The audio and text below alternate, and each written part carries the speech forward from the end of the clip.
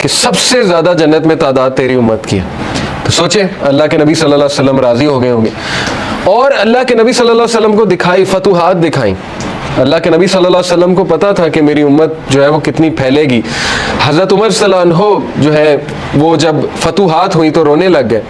فارس فتح ہوا, جب شام فتح ہوا, اور ان کو باتیں یاد آتی تھی کہ دیکھیں رسول اللہ صلی اللہ علیہ وسلم ہمیں ان کی بشارتیں دیتے تھے, اور ہم جب مشرک ہوا کرتے تھے ہم مذاق اڑایا کرتے تھے کہ یہ کیسی باتیں ہو رہی ہیں, لیکن بس اللہ کے نبی صلی اللہ علیہ وسلم کو پتا تھا.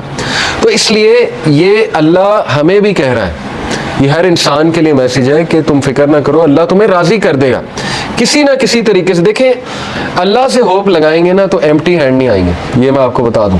انسانوں کے پاس جائیں گے تو شاید وہ مسئلہ حل ہو جائے, شاید نہ ہو, لیکن اللہ کے ہاں یاد رکھیں اللہ 3 طریقوں سے دعا جو ہے اس کو آنسر کرتا ہے. یا اللہ اسی وقت دے دیتا ہے امیجیٹلی, یا اللہ جو ہے اس کو تھوڑا سا ڈیلے کرتا ہے, کیونکہ ظاہر ہے اللہ تعالیٰ اس بندے کو مزید نکھارنا چاہتا ہے.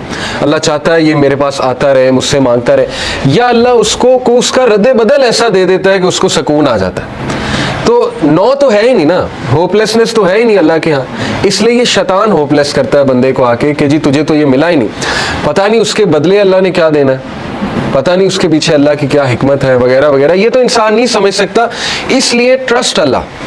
یہ کیوں اللہ تعالیٰ یہ باتیں ہمیں بتا رہا ہے کہ اس کے وزڈم پہ ٹرسٹ کرو, اس پہ کبھی شک نہ کرو, کبھی اس کے بارے میں نیگیٹو نہ ہو.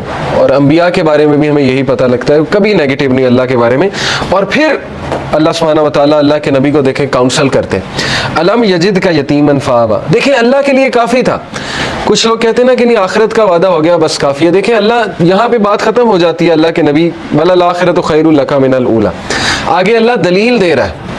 اللہ کے نبی کو دلیل دے رہا ہے. دلیل کیا ہے کہ الم یجد کا یتیما فآویٰ, کیا نہیں اس نے تجھے یتیم پایا اور تیری حفاظت نہیں کی. دیکھ لیں اللہ کے نبی صلی اللہ علیہ وسلم کو اکیلا چھوڑا اللہ نے کبھی. ایسے مطلب سوچیں مشرک تھے ابو طالب, لیکن اس کے باوجود کوٹ کوٹ کے دل میں محبت بھری ہوئی تھی اپنے بھتیجے کے لیے, اور جان دینے کے لیے تیار تھے اپنے بھتیجے کے لیے. اتنے لوئل تھے کہ شیبہ ابی طالب میں پورے بنو ہاشم کو کہتے ہم چلے جائیں گے. مطلب اس کی خاطر اسلام قبول نہیں کیا, لیکن محبت اتنی تھی کہ بس اس کی خاطر ہم وہاں بھی چلے جائیں گے. پھر دیکھیں عبد المطلب نے پہلے حفاظت کی, اس کے بعد ابو طالب نے حفاظت کی, اس کے بعد حضرت ختیجہ جیسی وائف دے دی, ٹھیک ہے نا, سپورٹ کے لیے. ہر موقع پہ اللہ نے بندے دیے انہیں, اور ایسے بندے دیے کہ آپ سوچ نہیں سکتے. ایسی سپورٹ دی ہے, تقویت ملتی تھی اللہ کے نبی صلی اللہ علیہ وسلم کو. وَوَجَدَكَ ضَالًّا فَهَدَىٰ, and he found you unaware and he guided you. اور اللہ کے نبی صلی اللہ علیہ وسلم کہا جا رہا ہے کہ تمہارے سینے پر ایک بوجھ تھا. یہ دیکھیں نا, یہ اگلی ہی جو اس سے صورت ہے, سورہ انشراح. الم نشرح لک صدرک ووضعنا عنک وزرک الذی انقض ظہرک ورفعنا لک ذکرک. اللہ کے نبی کو یہ کہا جا رہا ہے نا, اللہ کے نبی کیا ہم نے تمہارا سینہ جو ہے وہ کھول نہیں دیا, اور تمہارے اوپر جو بوجھ تھا ہم نے وہ ہٹا نہیں دیا. وہ بوجھ کیا تھا؟ اللہ کے نبی اپنے لوگوں کے بارے میں پریشان ہوتے تھے, سوچتے تھے ان کا کیا بنے گا, لیکن ان کے پاس کوئی میکانزم نہیں تھا. کہاں سے شروع کروں, کیسے ٹھیک کروں, حالات کیسے ٹھیک ہوں گے. یہ سوال اتنا امپورٹنٹ سوال ہے نا آپ کی زندگی میں کہ میں کہاں سے شروع کروں. ہر ایک کو یہ ہوتا ہے میں کہاں سے شروع کروں. تو اللہ تعالیٰ کہہ رہا ہے کہ کیا اللہ نے تمہاری یہ پرابلم حل نہیں کر دی؟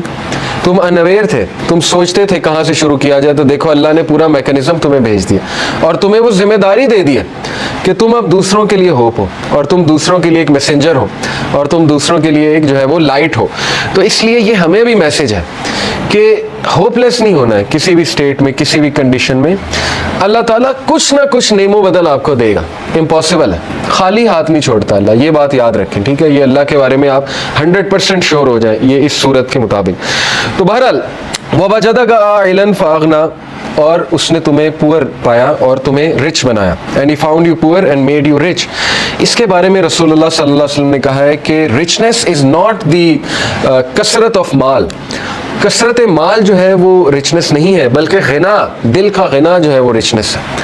دل راضی ہونا چاہیے. تو دیکھیں جو میکانزم دیا اللہ کے نبی کو, اس سے ایک تو اللہ نے ان کو رچنس آف دی ہارٹ دی, رچنس آف دا سول دی, ذکر دیا, بتایا مجھے کیسے پکارو. اور دیکھیں اللہ کے نبی کے تھرو ہمیں اللہ نے کیا کیا دیا. آپ کو کوئی لرن کرنے کی ضرورت نہیں, خود سے دعا. اللہ کے نبی کی دعائیں موجود ہیں, ان دعاؤں پہ کبھی غور کریں, ان کے الفاظ پہ کبھی غور کریں. اللہ تعالیٰ نے نبیوں کی دعائیں آپ کو بتا دی ہیں کہ کس طرح سے انہوں نے پکارا, کس طرح سے ندا لگائی. اللہ نے اپنے ایٹریبیوٹس بتا دیا آپ کو, یا حی یا قیوم.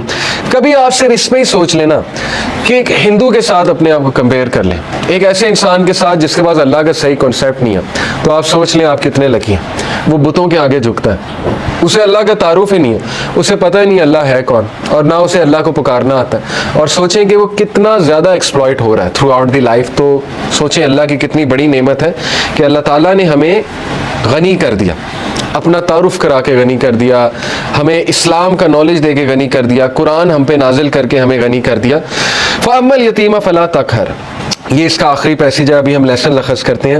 Therefore treat not the orphan with oppression، بہت پاورفل ٹپ ہے اور یہ بڑا زبردست لیسن ہے سورہ زحا میں، کہ جب تم خود پین میں ہونا تو اس پین کو تم ریلیف کیسے کرو گے؟ یہ سائنٹیفکلی پروون ہے، دوسروں کی پین آسان کر کے۔ یہ ہے سب سے بڑی بات، یہ ہے جو بندہ خود پین میں ہوتا ہے نا، وہ پھر دوسروں کی بڑی زبردست مدد کرتا ہے۔ اسی لیے اللہ کے نبی صلی اللہ علیہ وسلم چونکہ خود اس غم سے گزرے ہوئے، یتیم تھے اللہ کے نبی صلی اللہ علیہ وسلم، تو اس لیے اللہ کہہ رہا ہے فَأَمَّا الْيَتِيمَ فَلَا تَقْهَرْ، اے نبی اس لیے آرفن کو ٹریٹ اچھا کرو، آپریشن کے ساتھ ٹریٹ۔ یہ نہیں کہ اللہ کے نبی کرتے تھے، لیکن یہ کہ ان کے تھرو میسج دیا جا رہا ہے وَأَمَّا السَّائِلَ فَلَا تَنْهَرْ and repulse not the one who asks. اسی لیے اللہ کے نبی سے جب بھی کوئی کچھ مانگتا تھا آج تک انکار نہیں کیا ہی نہیں کبھی انکار اللہ کے نبی صلی اللہ علیہ وسلم نے۔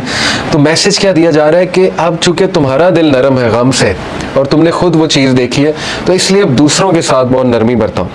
وَأَمَّا بِنِعْمَتِ رَبِّكَ فَحَدِّثْ and proclaim the grace of your Lord, اور اللہ تعالیٰ کی حمد بیان کرو۔ اب ہم ذرا لیسنس کی طرف آ جاتے ہیں۔ پہلے دو لیسن ہم نے نکالے کہ پہلے تین کہ اللہ کے نبی صلی اللہ علیہ وسلم ایون ان پہ غم آیا ہے، تو غم کوئی بری بات نہیں ہے، ٹھیک ہے نا، غم کو سزا نہ سمجھیں۔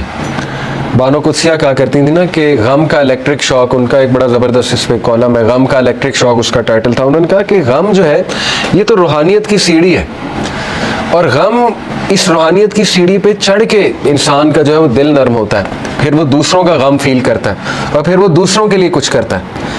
ادروائز تو انسان مزے میں ہے نا، اس کو کچھ آ ہی نہیں رہا، تو پھر نہ اس سے کوئی کام ہوگا نہ وہ اللہ کے لیے کچھ کرے گا۔ جیسے میں اکثر مثال دیتا ہوں، دیکھیں عمران خان صاحب کی والدہ کو غم، اگر وہ غم نہ آتا کینسر والا، تو شوکت خانم تو آج نہ ہوتا نا۔ کتنے لوگ مستفید ہو رہے ہیں شوکت خانم سے، تو ایک غم نے دیکھیں انہیں کیا کرنے میں مجبور کر دیا۔ اسی طرح کئی لوگوں کی آپ سٹوریز پڑھیں گے کہ ایک غم نے ان کو پتہ نہیں کتنا بڑا جو ہے وہ عظیم ایک لیڈر بنا دیا یا ایک بہت بڑا فلنتھروپسٹ بنا دیا، کیونکہ وہ اس غم سے گزرے تھے۔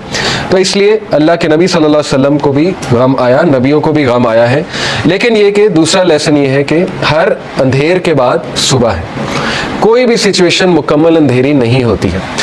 ہاں مکمل اندھیری تب ہے جب آپ انسانوں پہ رلائی کر رہے ہیں، پھر مکمل اندھیر ہے، کیونکہ انسان نہیں دے سکتا۔ اللہ تعالیٰ نے قرآن مجید میں کہا کہ جو مانگنے والا ہے وہ بھی ضعیف ہے اور جس سے مانگا جا رہا ہے وہ بھی ضعیف ہے۔ ضعف الطالب والمطلوب، آئی تھنک یہ آیت ہے۔ اس سے کیا آپ کو پتا ہے کتنا پاورفل لیسن اس سے ملتا ہے کہ اللہ نے مثال دی کہ جو مشرک ہے نا، جو جس سے وہ مانگ رہا ہے، جس شرک کر رہا ہے، وہ اتنی ویک چیز ہے کہ پہلی تو بات وہ اسے دے نہیں سکتا، اور جو مانگنے والا ہے وہ بھی ویک ہے۔ اس کا اپوزٹ کیا ہے؟ علماء کرام آپ کو پتا ہے کہتے ہیں کہ اس کا اپوزٹ کیا ہے؟ اس کا اپوزٹ یہ ہے کہ تو مانگ کس سے رہا ہے؟ اللہ سے، ہو از دی موسٹ پاورفل۔ تو مانگنے والا بھی کیسا ہونا چاہیے؟ اگر وہاں تھا کہ مانگنے والا ضعیف ہے اور جس سے مانگا جا رہا ہے وہ بھی ضعیف ہے، تو یہاں کیا ہونا چاہیے کہ مانگنے والا وہ بھی پاورفل ہونا چاہیے اور جس سے مانگا جا رہا ہے وہ تو ہے ہی۔ تو اس لیے اللہ سے ایسے ویسے نہیں مانگنا، اللہ تعالیٰ سے جب مانگنا ہے تو تگڑا بن کے مانگنا ہے، اتنا توکل، اتنا بلیف ہونا چاہیے۔ یہی تو مومن کی مثال ہے۔ مشرک کی مثال کیوں اللہ نے کہا ضعیف ہے مانگنے والا؟ کیونکہ اس کے ہارٹ میں ڈاؤٹس ہیں، اس کو مانگنا ہی نہیں آ رہا ہے، اس کو پتہ ہی نہیں ہے میں نے مانگنا کیسے۔ لیکن بلیور کے ہارٹ پہ اللہ تعالیٰ نے ایسا جو ہے وہ ایک یقین طاری کیا ہوا ہے کہ وہ مانگنے والا بھی بہت اسٹرانگ ہے اور جس سے مانگا جا رہا ہے وہ تو پھر اللہ ہے۔ تو یہ بات آپ ہمیشہ یاد رکھیں، ٹھیک ہے؟ کبھی بھی ڈاؤٹ نہیں کرنا اللہ کو، اور پھر تگڑا بن کے مانگنا ہے۔ اللہ سے جب مانگتے ہیں تو پھر 100% ہوپ کے ساتھ مانگتے ہیں۔ یہ دعا کے آداب میں شامل ہے۔ اللہ کے نبی صلی اللہ علیہ وسلم نے فرمایا تمہاری دعا تب تک قبول ہوتی رہے گی جب تک تم یقین سے مانگو گے۔ جیسے اس میں تھوڑا سا ڈاؤٹ آ گیا، جیسے اس میں یہ بات آ گئی کہ پتہ نہیں اللہ کرے گا نہیں کرے گا، تو وہ دعا پھر فالٹی دعا ہے، اس میں پھر کمی ہے، اس دعا میں اس میں پھر بہت زیادہ یقین آنے کی ضرورت ہے۔ تو اس لیے ان چیزوں پہ ورک کرنا چاہیے۔ دیکھیں ویلیو ایڈڈ چیزیں یہی ہے کہ اپنا یقین بڑھاؤ، اپنا توکل بڑھاؤ. ٹھیک ہے, تو بہرحال یہ ہمارا دوسرا لیسن تھا کہ ہر اندھیر کے بعد جو ہے وہ روشنی آئے گی ہی آئے گی. اور پھر تیسرا لیسن یہ کہ اللہ کے نبی کو اللہ سبحانہ و تعالیٰ یہ دلاسا دے رہے ہیں, یہ تسلی دے رہے ہیں کہ تمہارے لیے جو آنے والی جو دنیا کی زندگی ہے, آنے والی جو زندگی ہے وہ اس سے بھی بہتر ہے.